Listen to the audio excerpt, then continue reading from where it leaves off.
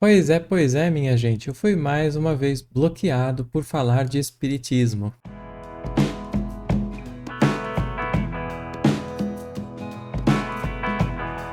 Mas a questão aqui não é exatamente essa. Não é falar sobre a atitude pessoal de pessoas que agem assim. Elas estão no seu direito, eu não posso fazer nada com relação a isso. A questão aqui é outra, é muito mais profunda, no que tange necessariamente a doutrina espírita e a como o movimento espírita está tratando ela. Já faz algum tempo eu participava de um grupo bastante grande no Facebook, que na época tinha 340 mil, hoje já está com 350 mil seguidores. E eu comecei a postar algumas coisas, a comentar algumas coisas, acharam legal e me convidaram a ser moderador. Só que bem naquela época eu comecei a ler O Legado de Allan Kardec, que me chegou assim, me foi apresentado pela vida, se é que podemos dizer assim, de uma forma bastante inusitada, me despertou a curiosidade e eu fui ler. E aí eu comecei a ver que existia uma face do espiritismo que as pessoas não conhecem, que o movimento espírita não conhece. E aí isso me fez também querer estudar a Revista Espírita. Quando eu fui estudar a Revista Espírita, eu comecei a ver que realmente as pessoas não conhecem o espiritismo e que o que se prega no movimento espírita está quase sempre contrário àquilo que foi desenvolvido de forma científica, de forma metodológica. A gente precisa lembrar que o espiritismo não nasceu da cabeça de Kardec, nem muito menos foi fruto de suas opiniões, tá? E não foi feito de forma única, não foi só ele, né? O que Kardec fez? Ele analisou as comunicações, as evocações, os fenômenos de milhares de espíritos por toda a parte do mundo, através de comunicações que ele recebia dos grupos que estudavam isso também. Ele fez o papel de centralizador, ou seja, necessário naquela época, onde ele analisava as coisas junto com as outras pessoas que o ajudavam na Sociedade Parisiense de Estudos Espíritas. Ele analisava aqueles conteúdos e ele verificava se aquilo era uma coisa que poderia ser publicada. Muitas vezes não era, porque era uma coisa que ou era de um caráter particular ou não encontrava bases racionais. Isso foi sendo feito, foi sendo desenvolvido, eu já falei bastante sobre essa metodologia, sempre buscando questionar sim, sempre buscando julgar sim as comunicações, porque é necessário. Hoje o movimento espírita não faz mais isso. Ele simplesmente acredita em coisas que certas pessoas dizem, pessoas colocadas num patamar ali de devoção, onde as pessoas nem questionam mais o que ela fala, e também de espíritos que se comunicam através dos médiuns. O papel dos médiuns é dar a comunicação, e as pessoas simplesmente acreditam porque não passou pelo crivo da razão, não passou por um estudo, não passou por uma análise. Esses conteúdos são simplesmente divulgados, publicados, e as pessoas passam a acreditar nessas ideias. Enfim, o que aconteceu foi que nesse grupo, um certo momento, o administrador do grupo, começou a publicar conteúdos do seguinte tipo, olha: polvilhe sal grosso nos cantos do banheiro para limpar o ambiente de larvas espirituais. Coloque um dente de alho embaixo do travesseiro para se proteger de espíritos obsessores durante o sono. Limpe sua casa com amônia de dentro para fora para expulsar espíritos obsessores. Isso é absurdo. Isso é absurdo porque milhares de espíritos analisados, estudados, em suas comunicações, já demonstraram que isso é falso, que as coisas do mundo humano, do mundo material, não têm efeito sobre os espíritos, a não ser que o espírito esteja tão materializado que ele acredite que aquilo tenha um efeito nele, o que eu diria que seria muito raro, porque inclusive muitos dos obsessores são bastante inteligentes e eles sabem que as coisas do mundo material não têm efeito sobre eles. Que inclusive essas coisas, quando as pessoas tentam usar coisas, fórmulas, rituais, sortilégios contra eles, muitas vezes é um motivo para eles se obstinarem mais ainda em atazanar a vida daquela pessoa, tá? E eu comecei a destacar essas coisas. Do dia para a noite eu não estava mais no grupo. Eu fui simplesmente removido mesmo, não me tiraram da administração, fui removido do grupo e sem nenhum tipo de conversa, sem nenhum tipo de diálogo, né? Mas a questão aqui não é uma lastimação pessoal, tá? O problema disso não é comigo, não sou eu o problema, né? O problema disso é que isto reflete uma realidade do movimento espírita em geral, em que não se pode mais questionar, em que não se deve questionar, em que as pessoas não estão. Barulhinho foi da chuva chegando. Em que as pessoas não estão prontas para serem questionadas e para alguém dizer para elas: olha, isso daqui, na verdade, lá pela ciência desenvolvida, né, a ciência espírita, isso aqui não está correto, né? Não é assim que acontece. As pessoas não querem, e são pessoas que dizem falar pelo espiritismo e que simplesmente te removem, te bloqueiam quando você traz esse tipo de coisa. Infelizmente, muitas vezes guiadas pelo orgulho de acreditar que elas estão com a razão, de acreditar que os espíritos que falam com ela ou através dela são os espíritos que sabem tudo e que ela é um médium incrível por poder fazer isso. Isso infelizmente acontece demais no movimento espírita. E se isso fosse uma questão simplesmente particular, que abordasse a crença de cada um no nível particular, tudo bem. Cada um pode ter a sua crença, ela é livre para isso, cada um vai ter o seu momento, a sua evolução, isso não é um problema.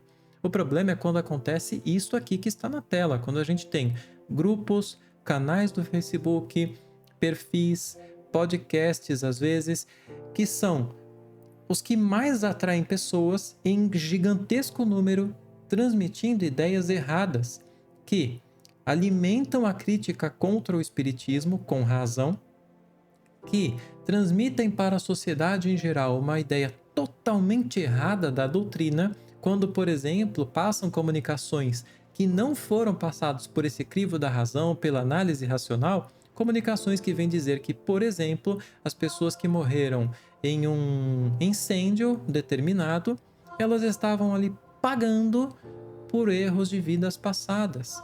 E isso, para quem ouve, pode parecer como um escárnio para a família. Aliás, já existe casos de processos contra médiuns, ditos médiuns espíritas, por conta desse tipo de publicação.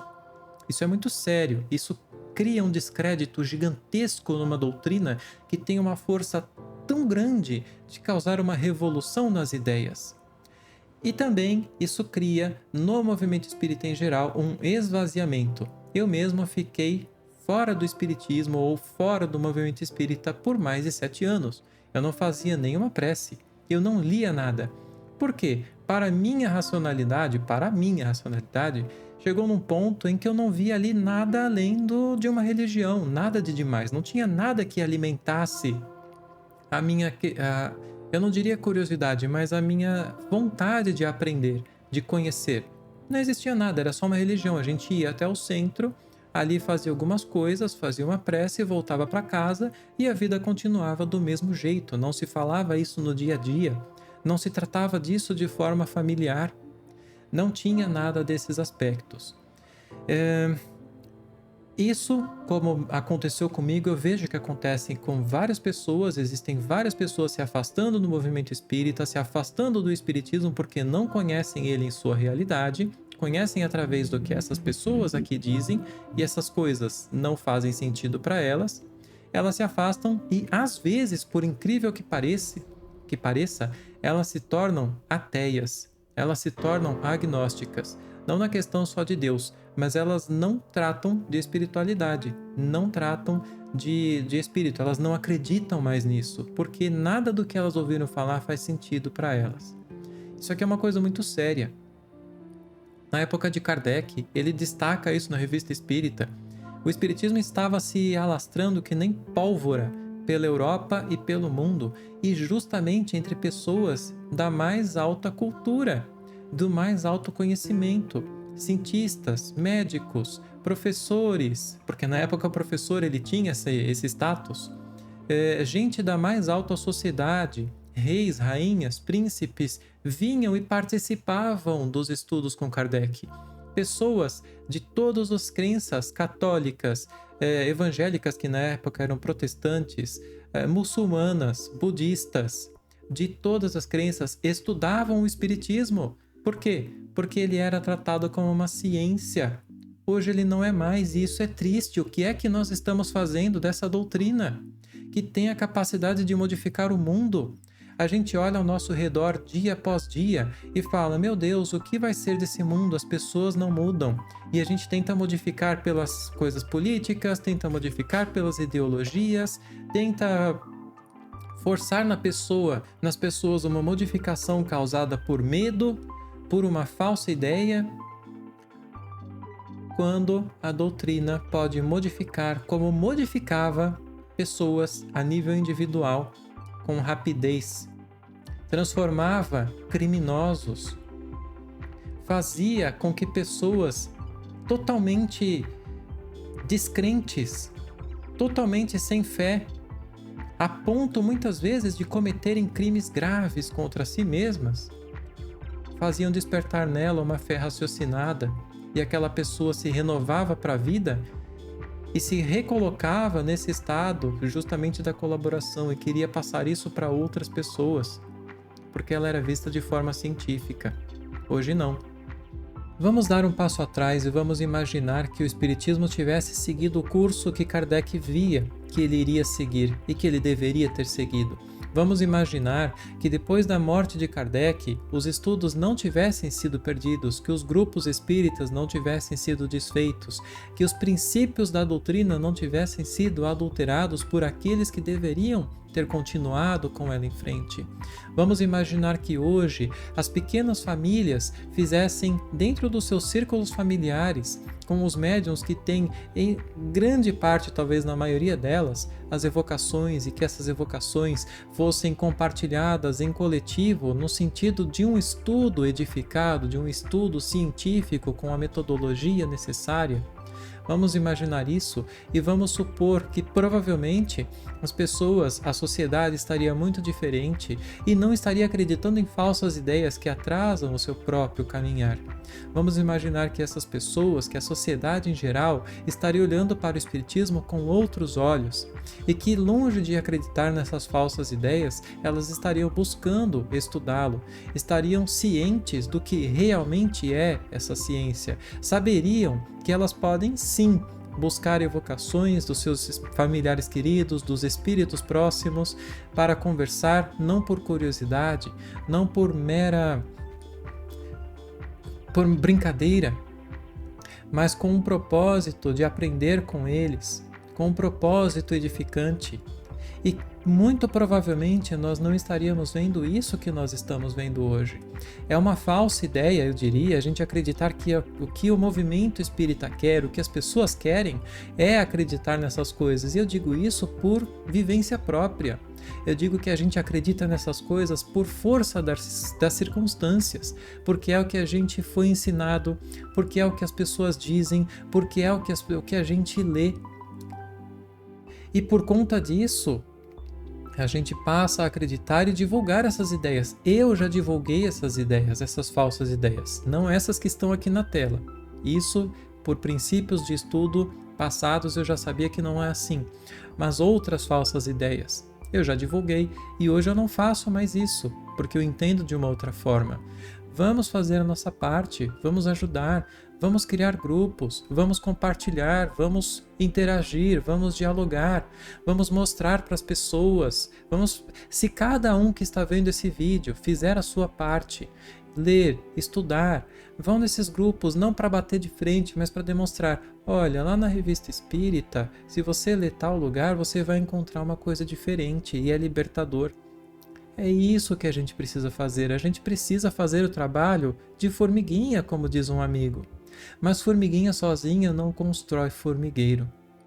Hoje, uma pessoa que veja isso aqui, ela pode estar passando por uma situação real de uma obsessão dentro do seu lar, e ela vê isso aqui, um administrador de um grupo espírita gigantesco, digamos, dizer que é só colocar um dente de alho ou lavar a casa com amônia ou com anil, ou seja lá o que for, para afastar obsessores, ela faz aquilo e não resolve. Às vezes piora. Não resolve, ela busca outras respostas e as respostas não são as corretas e não resolve. Até que um certo ponto ela se desespera, ela se afasta disso ou ela comete coisas ruins. Vocês veem? O que é que a gente está fazendo dela? O que é que cada um de nós está fazendo dessa doutrina? Onde é que está o nosso papel? Por que é que nós não estamos estudando? Por que é que quando eu coloco um vídeo aqui, ninguém comenta? Por que é que quando eu coloco alguma coisa no Facebook, mesmo os espíritas que conhecem não comentam, não há interação, não há colaboração? Por quê? Quando a gente vai retomar essa doutrina? Quando nós vamos retomar a doutrina? Justamente pelo esforço colaborativo, pela retomada do estudo, pela retomada dos grupos mediúnicos, pela retomada dos grupos de estudo pequenos, os grupos particulares, fazendo evocações, colaborando entre si, retomando o questionamento, retomando a investigação. Quando nós vamos ver isso? Quando? Esse é o questionamento, essa é a reflexão que eu queria que vocês fizessem hoje. Obrigado por ficar até aqui, desculpa o tom desse vídeo, mas é realmente uma coisa que deixa a gente estupefato. Um grande abraço, até o próximo vídeo. Tchau, tchau.